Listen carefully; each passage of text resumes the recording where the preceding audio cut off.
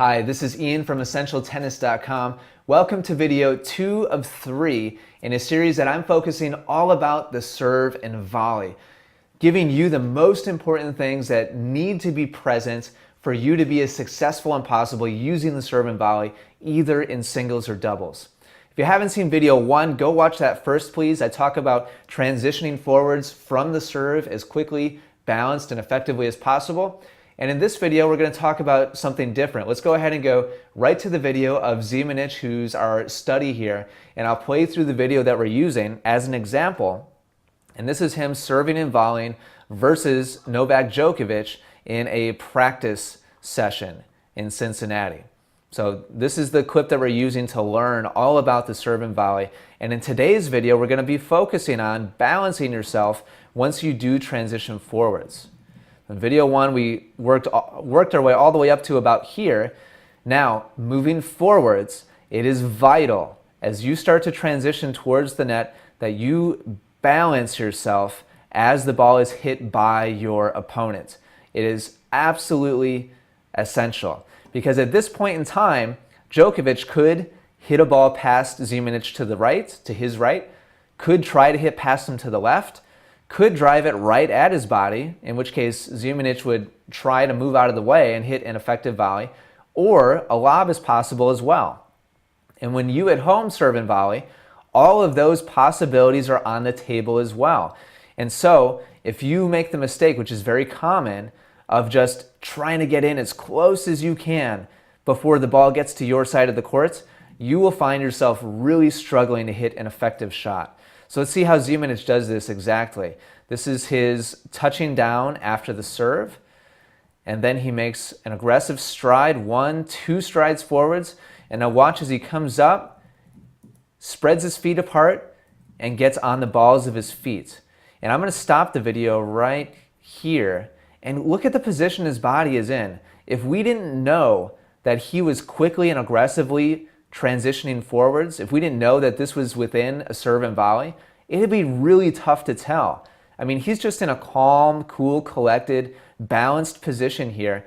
You know, it looks like he's just kind of hanging out back here in no man's land and just kind of waiting for the next ball to be fed or whatever. It doesn't look like he's quickly transitioning towards the net. And that's excellent, excellent balance from Zimonjić. And that's what you should be trying to achieve at home. Now, I'm not going to get into the exact specifics of how to time your split step, but the last point I do want to make is that the split step should not be executed in a specific place on the court. Somebody asked in response to video 1 in this series, where should I split step, Ian? Where should I make my split step? It is not where, but when.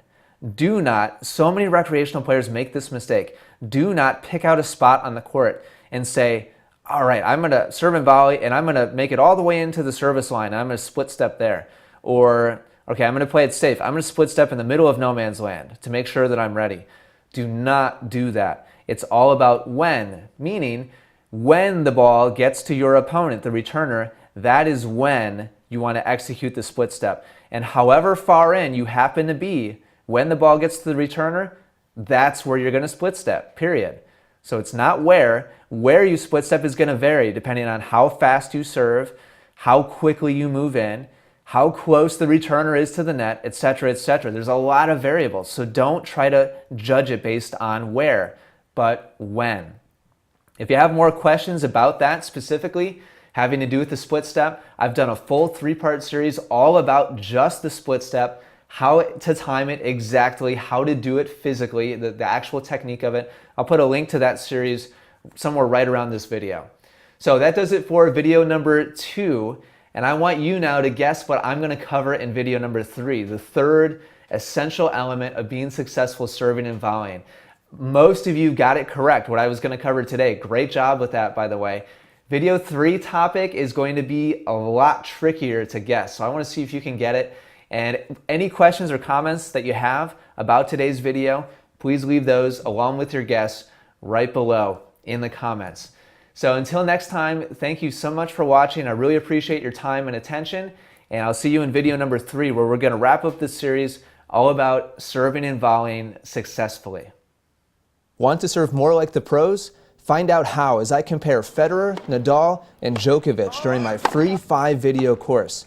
Get it now at freeservecourse.com. That's freeservecourse.com.